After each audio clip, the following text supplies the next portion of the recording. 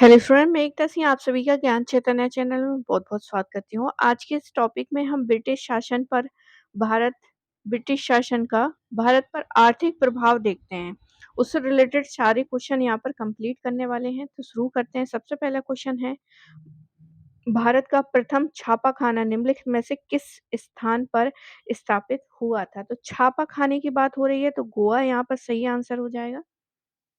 भारत में प्रथम छापाखाना जो है 1556 ईस्वी में पुर्तगालियों के द्वारा गोवा में खोला गया था और फिर जर्मनी के जॉन गुटेनबर्ग ने 1439 में प्रिंटिंग प्रेस का आविष्कार किया था, जिसका जन्म जो है जर्मनी के मेंच नामक स्थान पर हुआ था। आगे देखते हैं, नीचे दिए गए ए और आर कथन है, उसका देखते हैं कि सही मिलान है या नहीं है। सबसे पहला कह रहा है कथन ए कि ब्रिटिश सरकार ने भारत के अलग-अलग भागों में भू-राजस्व की अलग-अलग व्यवस्था लागू की थी। आर कह रहा है इससे भारतीय किसानों में अलग-अलग वर्ग बनाए गए थे। तो आंसर ए और 2 दोनों ही सही हैं और यहाँ पर व्याख्या भी सही है। बाकी व्याख्या देखते हैं और डिटेल में। ब्रिटिश सरकार ने भारत के अलग-अलग भागों में भू-राजस्व की अलग-अलग व्यवस्था लागू की गई थी, जैसे स्थायी बंदोबस्त बंगाल, बिहार, उड़ीसा, बनारस आदि जगहों पर लागू किया गया था। रैयतवाड़ी व्यवस्था जो है 1820 में, मद्रास में 1825 में, अ, बम्बई एवं 1858 ईस्वी तक यह संपूर्ण दक्कन और अन्य क्षेत्रों में लागू की गई। महलवाड़ी व्यवस्था की बात करें तो आगरा हो गया, पंजाब हो गया, मध्य प्रांत हो गया, इसमें लागू किया गया था। अलग-अलग भू-राजस्व व्यवस्थाओं में अलग-अलग दरें जो हैं भू-राजस्व वसूली के लिए रैयतों से संपर्क के कारण जो है भारतीय किसानों में अलग-अलग वर्ग बन गए थे। तो दोनों ही सही हैं और यहाँ पर व्याख्या भी यहाँ पर सही हो जाएगी। आगे देखते हैं, भारत में प्रथम रेल लाइन का निर्माण कब किया गया था? कहाँ से कहाँ तक हुआ था? तो बम्बई टू ठाणे के बीच में हुआ था। भारत में प्रथम रेल लाइन का निर्माण जो है लॉर्ड डलहौजी के शासनकाल में हुआ था।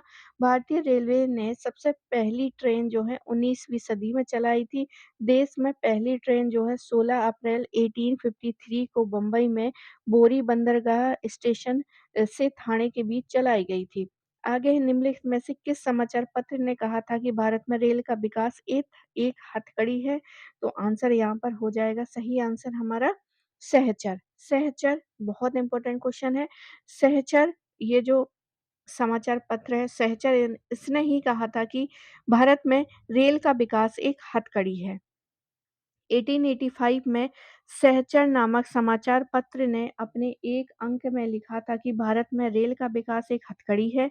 डलहौजी के शासनकाल में भारत में 1853 में प्रथम रेल लाइन बम्बई से ठाणे तक बिछाई गई थी और शीघ्र ही समस्त भारतीय साम्राज्य को रेलवे लाइन से के सूत्र में बांधकर एक कर दिया गया था। भारतीय सुरक्षा के लिए और आंतरिक संचार व्यवस्था को बढ़ाने के लिए सामरिक महत्व की लाइनें बिछाई गईं। इस परियोजना की विस्तृत रूपरेखा लॉर्ड डलहौजी द्वारा अपने प्रसिद्ध रेलवे पत्र में दी गई और भारत में भावी प्रसार पर यही आधार बना रहा। 1856 ईस्वी में सर जॉन अर्नाल्ड ने लिखा था कि रेलवे भारत में यह कार्य करने में असमर्थ होगी जो बड़े-बड़े वंशों ने नहीं किया है, ना ही टीपू अपने अत्याचार पर करने में सफल हुआ और भारत को एक राष्ट्र बना देगी।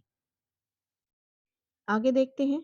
अगला क्वेश्चन है, भारत में विदेशी पूंजी निवेश का प्रारंभ निम्नलिखित में से किस उद्योग में हुआ था? तो आंसर हो जाएगा रेलवे।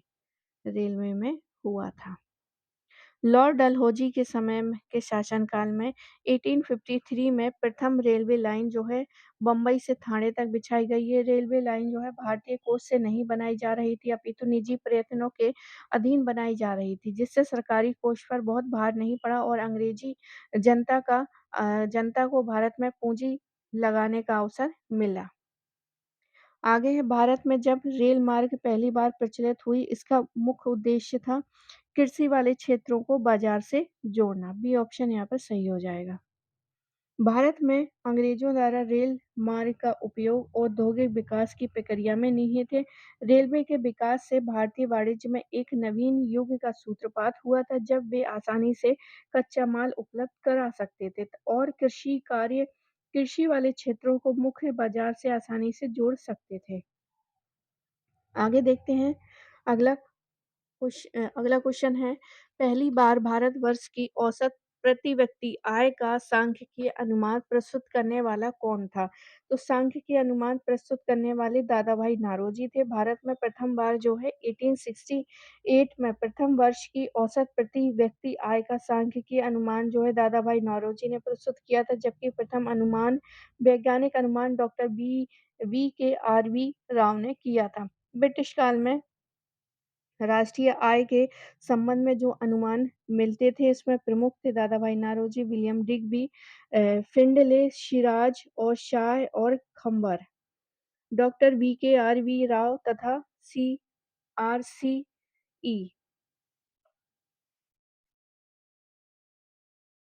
आगे देखते हैं अगला क्वेश्चन, दादा भाई Naoroji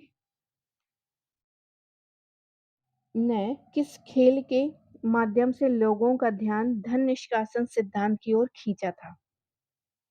England debut to India, ये ऑप्शन यहाँ पर सही हो जाएगा। आगे देखते हैं अगला क्वेश्चन, धन निकासी सिद्धांत के जन्मदाता दादा भाई नौरोजी ने 2 मई 1867 को लंदन में ईस्ट इंडिया एसोसिएशन की एक बैठक में पढ़े गए अपने एक लेख में इंग्लैंड्स डेब टू इंडिया में अपना मत प्रकट करते हुए ये विचार प्रकट किया है कि इंग्लैंड भारत पर अपने शासन की कीमत पर भारत से धन ऐंठ रहा है, इसके बदले में भारत को कोई भौतिक लाभ नहीं हो रहा है।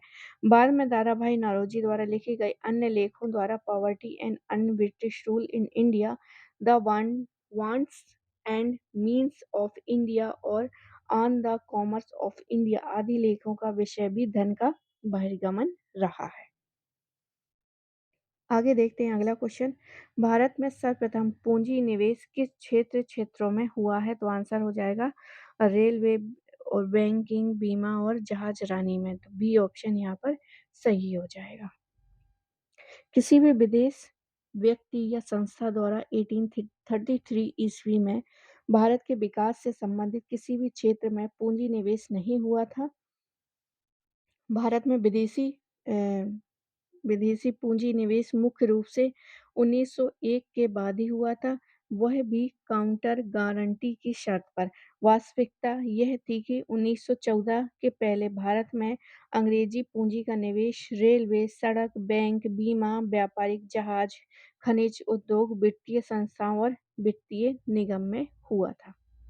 आगे देखते हैं ब्रिटिश भारत में रेलवे की उपयोगिता पर किसने कहा था? ब्रिटिश भारत में रेलवे की कोई उपयोगिता नहीं है, यह दूसरे की पत्नी को अलंकृत करने जैसा है। तो आंसर बाल गंगाधर तिलक ने ऐसा कहा था। ब्रिटिश भारत में रेलवे की कोई उपयोगिता नहीं है, यह दूसरे की पत्नी को अलंकृत करने जैसा है। उपयुक्त विचार लोकमान्य बाल तिलक जी के थे। तिलक का मानना है कि ब्रिटिश औद्योगिक हितों की पूंजी के लिए किए जाने वाले रेलवे के विकास में अत्यधिक पूंजी लगेगी, जबकि भारतीयों के लिए इसका कोई लाभ नहीं है। आगे देखते हैं, वह प्रथम भारतीय कौन था जिसने आर्थिक निकासी के सिद्धांत की ब्रिटिश पार्लियामेंट के हाउस ऑफ कॉमन्स में भर्त्सना की थी? तो आंसर दादा भाई नौरोजी हो जाएंगे। दादा भाई नौरोजी ने भारत के धन बहिर्गमन के खिलाफ आवाज उठाई थी। ये प्रथम भारतीय थे जो ब्रिटिश हाउस ऑफ कॉमन्स के लिए चुने गए थे। अपने संबोधन भाषण में उन्होंने धन की निकासी की ब्रिटिश पार्लियामेंट में कड़े शब्दों में निंदा की थी। 2 मई 1867 में उन्होंने कहा था कि ब्रिटेन भारत का खून चूस रहा है। भारतीय संपत्ति और पूंजी का विदेश में जाना ही भारत की गरीबी का मूल कारण था। आगे क्वेश्चन है, भारत में इंग्लैंड के लिए धन निष्कासन किसके बाद आरंभ हुआ था? तो आंसर दीवानी प्रदान करने के बाद। बी ऑप्शन यहाँ पर सही हो जाएगा। व्याख्या देखते हैं, भारत के धन का अविरल प्रवाह जो है इंग्लैंड की ओर था, जिसके बदले भारत को पर्याप्त आर्थिक, व्यापारिक तथा भौतिक फल नहीं मिला।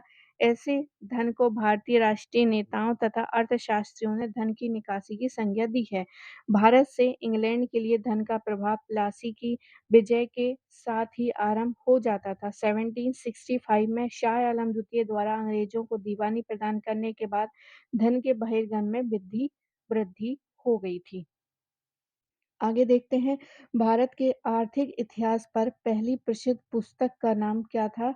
तो आंसर हो किसकी कौन-सी हो जाएगी? रोमेशचंद्र दत्त की, जो कि 1902 में प्रकाशित हुई थी, भारत का आर्थिक इतिहास।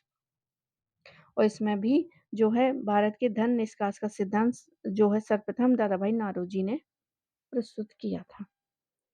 आगे देखते हैं, अगला क्वेश्चन है, हिटले कमीशन का संबंध है, तो हिटले कमीशन का संबंध हो जाएगा हमारा श्रम से। हिवर्टले कमीशन का संबंध जो है श्रम से था। इसका उद्देश्य श्रमिकों को मौजूदा परिस्थितियों पर सिफारिशें प्रस्तुत करना था। आगे देखते हैं, भारतीय दुर्भिक्ष संहिता 1883 का निर्माण निम्नलिखित में से किस आयोग द्वारा किया गया था? तो आंसर स्ट्रेची आयोग द्वारा। भारतीय दुर्भिक्ष मतलब जो अकाल पड़ते हैं उससे संबंध में एक स्ट्रेची आयोग की सिफारिश की गई थी 1883 में। यह प्रथम अकाल आयोग की सिफारिश की थी। जरूरतमंद लोगों की सहायता पहुंचाना राज्य का कर्तव्य है।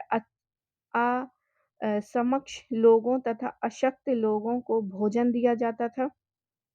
प्रत्येक प्रांत में अकाल कोष होना चाहिए। रिचर्ड स्ट्रेची की अध्यक्षता में 1878 में एक अकाल आयोग का गठन किया गया और इसके समय में बम्बई, मद्रास, हैदराबाद, पंजाब एवं मध्य भारत में भयानक अकाल पड़ा था। आगे देखते हैं,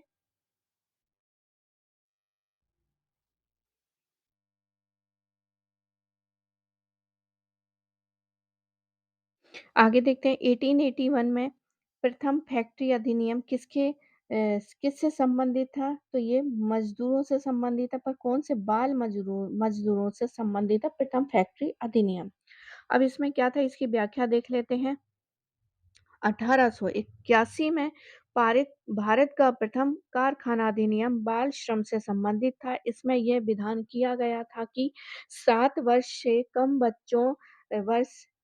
कम के बच्चों को कारखाने में नियोजित नहीं किया जा सकता था। 12 वर्ष से कम के बच्चों के काम करने के घंटों को सीमित किया गया तथा कारखानों में खतरनाक स्थलों पर सुरक्षा के प्रतिबंध की बातें शामिल की गई। महिला एवं वयस्क पुरुष मजदूरों से संबंधित विलियम ने आगे आने वाले अधिनियमों में किया गया।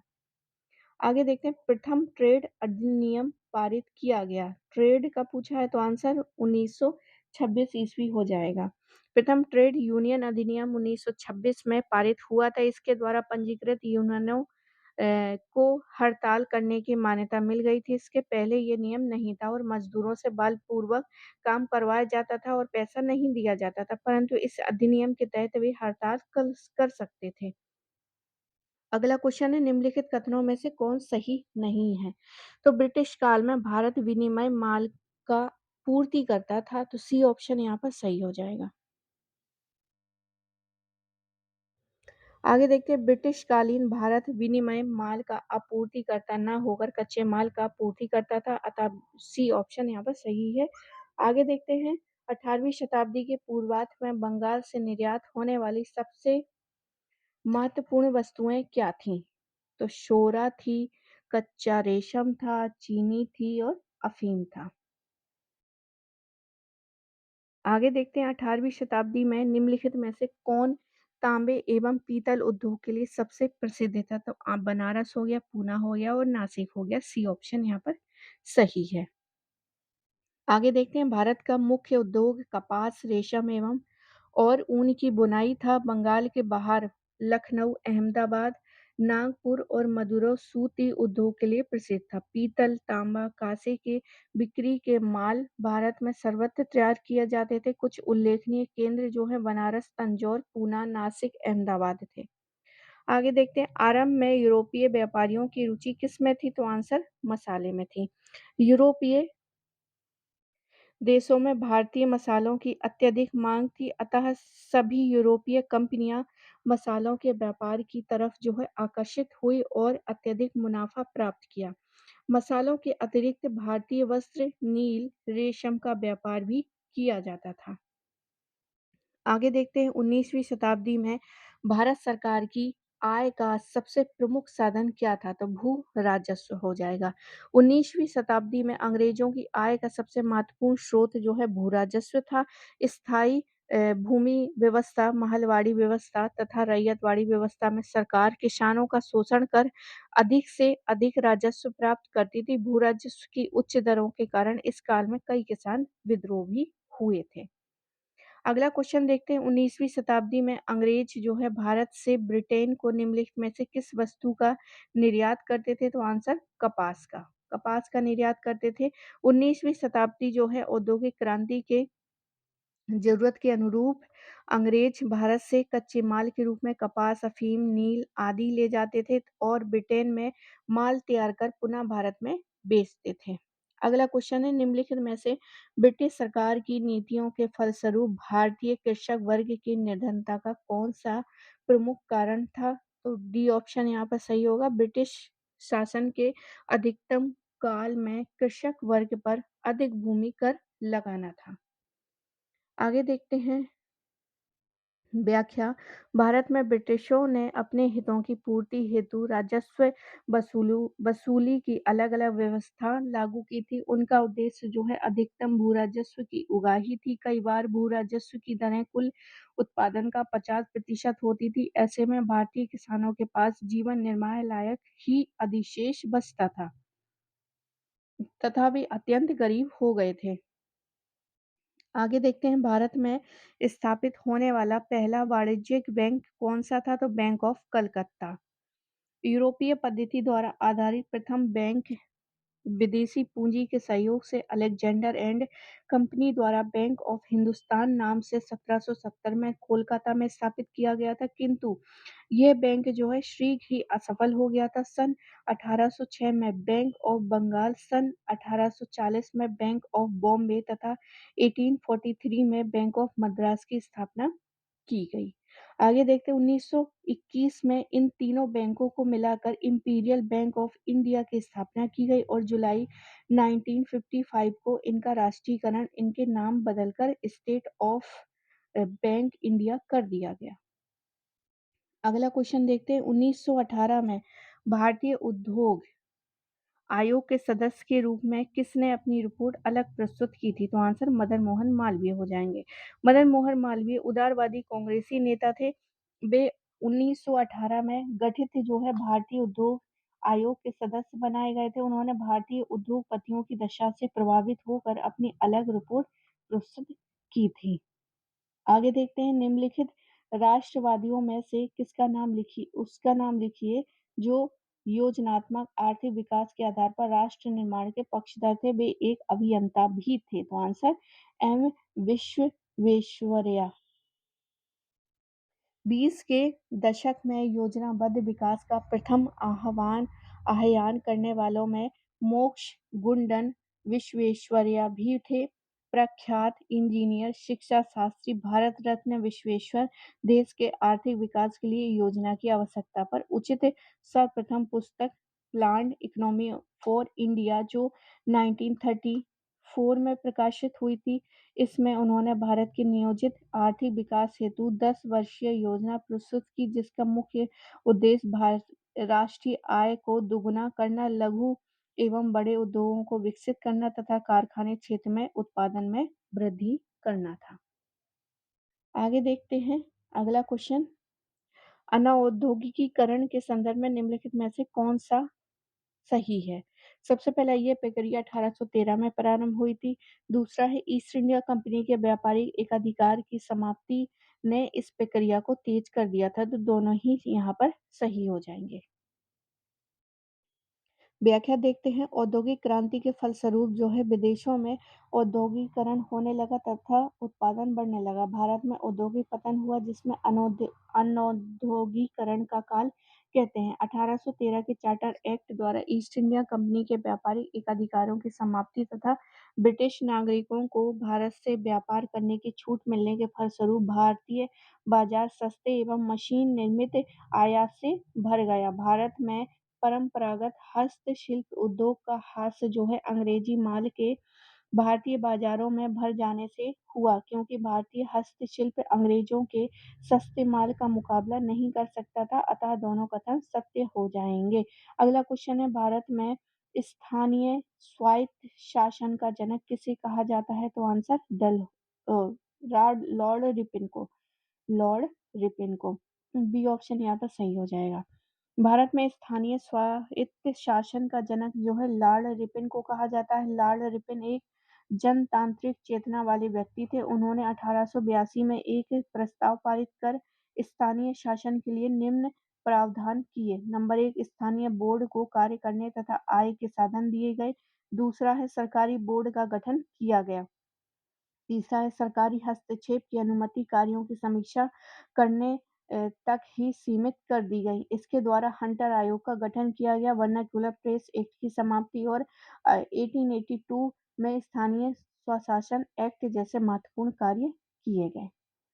आगे देखते हैं, भारतीय कारखाना अधिनियम 1911 के द्वारा वयस्क पुरुष श्रमिकों के लिए प्रतिदिन कार्य के कितने घंटे निर्धारित किए गए थे? तो आंसर यहाँ पर सही ऑप्शन जो है वो हो जाएगा सी ऑप्शन, 12 घंटे। अब यहाँ पर देख लेते हैं, कारखाना अधिनियम जो है 81 में आया था लॉर्ड रिपन के समय में। ये बच्चों से यानी बाल मजदूर से संबंधित था। इसमें 7 वर्ष से कम आयु के बच्चों से कार्य करने पर क्या है प्रतिबंध करा दिए गए और महीने में 4 दिन का अवकाश दिया गया। और 1891 में सप्ताह में 1 दिन का अवकाश और 9 वर्ष से कम आयु के बच्चों के कारखाना में क्या कर दिया गया प्रतिबंध लगाया गया। ये किसके समय था? लॉर्ड लैंसडाउन के समय था। और 11 घंटे जो है प्रतिदिन कार्य करने को कहा गया। यह अधिनियम जो है स्त्री सुधार की स्थिति में संबंधित था। तो लैंसडाउन वाला स्त्री संबंधित था, बाकी ऊपर वाला जो था 81 वाला वो बाल मजदूर से संबंधित था और लॉर्ड रिपन के समय में आया था। 1911 में आया है, इसमें पुरुषों के लिए था तो 12 घंटे निर्धारित कर दिए गए लॉर्ड हार्डिंग के समय। 1922 में लॉर्ड रीडिंग था। बच्चों के लिए काम करने की अवधि जो है 6 घंटे प्रतिदिन। 12 से 15 वर्ष की आयु के बच्चों को कारखाने में काम करने की अनुमति दी गई। आगे देखते हैं 1934 में मौसमी तथा गैर मौसमी कारखानों में अंतर किया गया। अल्पायु बच्चों की कार्यावधि 5 घंटे, निश्चित श्रमिकों के चिकित्सा एवं आराम की व्यवस्था की गई। तो ये किसका था? Lord Willingdon.